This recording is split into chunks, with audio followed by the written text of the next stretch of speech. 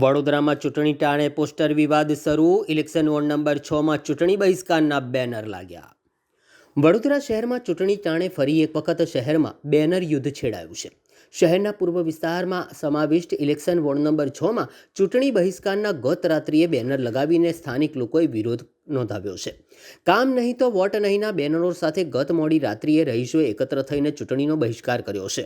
Ward number 6માં આવતા સુબેર ડુપ્લેક્સના રહીશોએ આ ચૂંટણીનો બહિષ્કાર કર્યો છે. પાયાની મુખ્ય સુવિધાઓ આપવામાં કોર્પોરેટરો નિષ્ફળ નીવડતા વિસ્તારના રહીશોએ આ પ્રકારનું પગલું ભરવું પડ્યું છે. રહીશોના મતે કોર્પોરેટરો વિસ્તારમાં 5 વર્ષ દરમિયાન જોવા પણ સુદ્ધા આવ્યા નથી. ધક્કા ખાધા છતાં પણ પ્રોપર્ટી કાર્ડ નહીં નીકળતા વિસ્તારના લોકો અવઢવમાં મુકાયા છે. કાયમી ઓછાર દબાણથી અને ગંદુ પાણીની સમસ્યા દૂર કરી અને સ્વચ્છ પ્રેશરથી પાણી આપવા રહીશોએ માંગણી કરી છે. સ્વચ્છતાની વાતો વચ્ચે ગંદકીના સામ્રાજ્યથી દૂર કરી ગાર્ડનની ખુલ્લી જગ્યામાં ગાર્ડન બની આપવાની પણ માંગણી કરી છે. સાથે જ સોસાયટીમાં આવતા મુખ્ય દબાણો દૂર કરવા માટે રહીશોએ માંગણી કરી હતી. એના લીધે કે અમારા ખોડિયાનગર વિસ્તારમાં સુમેર ડુપ્લેક્સના અમે રહીશો છે. 2014 આ સોસાયટી બનેલી છે. ઓલમોસ્ટ 12 વર્ષ જેવું થઈ ગયું છે. તો પહેલો મુદ્દો તો એવો છે, બહિષ્કાર એટલા માટે કરવો પડ્યો છે કે અગાઉના નેતાઓ જ્યારે આવ્યા હતા એ લોકો પ્રોમિસ આપીને ગયા હતા, પણ અમારા જે અત્યારે 7 મુદ્દા લગાવેલા છે એનો એક પણ મુદ્દાનો નિકાલ નહીં થયો. એમાંનો પહેલો મુદ્દો એવો છે કે ટીપી 6 એ કેટલા વખતથી પેન્ડિંગ છે, એનું કોઈ અપ્રુવલ આવતું નથી. એટલે પહેલું કે ટીપી 6ની મંજૂરી આવે.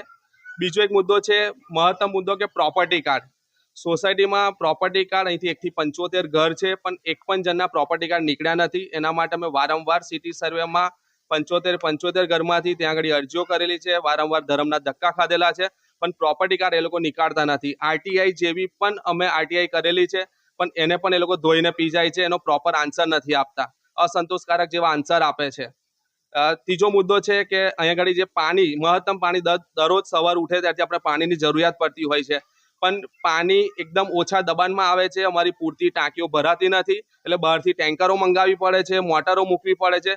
ત્યારે પાણી થોડુંક ઉપયોગમાં આવે એટલું રહે છે. સવારમાં પાણી આવે તો સાંજે તો ખાલી થઈ જાય છે. અને બીજું વસ્તુ ખાસ ગંદુ પાણી આવે છે, એના લીધે કાયમ માદગી શરૂ રહે છે. ઘણા 50 થી વધારે છોકરાઓ છે અહીંયા આગળ, એ લોકોને કાયમ દવાખાના ધક્કા ખાવા પડતા હોય છે. ચોથો મુદ્દો છે કે અમારી જે પાયાની સુવિધાઓ છે, ધારો કે રોડ લઈ લઈએ આપણે, રોડ 9 મીટર હોવો જોઈએ, પણ કોઈ જગ્યા પર 9 મીટર નથી. સાઈડમાં પેવર બ્લોક માટે વારંવાર એના માટે પણ અરજી કરી છે, પણ આ લોકો પ્રોપર રોડ પણ બનાવતા નથી. પાંચમો મુદ્દો છે કે અમારી સોસાયટી પાછળ એક મોટો પ્લોટ આવેલો છે. પ્લોટની અંદર મોટી જગ્યા આવેલી છે, ગાર્ડન માટે ફાળવેલી છે. એના માટે પણ વારંવાર રજૂઆત કરવા છતાં એ લોકો ત્યાં ગાર્ડન નથી બનાવતા. એના લીધે સોસાયટીમાંથી મચ્છરો આવે છે, સાપોલી આવી જાય છે, અને પાછળ છોકરાઓ રમતા હોય છે. 1-2 છોકરાઓને તો સાપોલી પણ કરડી ખાધેલું છે, પણ ભગવાનની દયાથી બચી ગયેલા છે. અમારો બીજો મુદ્દો છે કે સોસાયટીમાં મેઇન રોડથી એટલા બધા દબાણો કરેલા છે. દબાણો કરતા અધિકારીઓ આવે છે, દબાણો હટાવીને જાય છે, પાછા દબાણો એની એ જગ્યા ઉપર થઈ જતા હોય છે. બસ અમારા 7 મુદ્દા છે. અમે એવી આશા રાખીએ છીએ કે કોઈ સક્ષમ અધિકારી અમને લખાણની અંદર આપે કે અમે 7 મુદ્દા તમારો નિકાલ કરીશું તો જ વોટ આપીશું, નહીં તો અમે તદ્દન એનો બહિષ્કાર કરીએ છીએ. આખી સોસાયટીનો બહિષ્કાર કરીએ છીએ. અગાઉ કોઈને મળ્યા હતા એના કોર્પોરેટર હોય કે કોઈને? જ્યારે એ લોકો ચૂંટણી આવે છે ત્યારે વોટ માંગવા આવે છે ત્યારે અમે એના બધી રજૂઆત કરીએ છીએ, ત્યારે કે તમારા મુદ્દાઓનો અમે નિકાલ કરીશું, પણ પછી 5 વર્ષ સુધીમાં એક પણ વખત આપણે પૂછવા નથી આવ્યા કે તમારો આનું સોલ્યુશન થયું કે નહીં, અને પૂછવા પણ નથી આવતું તમને શું તકલીફ છે. આ વખત આવશે વોટ માંગવા તો શું કહેશો? અમે એ લોકોને ગેટની અંદર નહીં આવવા દઈએ. જ્યાં સુધી અમારો નિકાલ નહીં થાય ત્યાં સુધી અમે આવવા નહીં દઈએ. આપનો પરિચય? ભાગ્યેશ બીશા.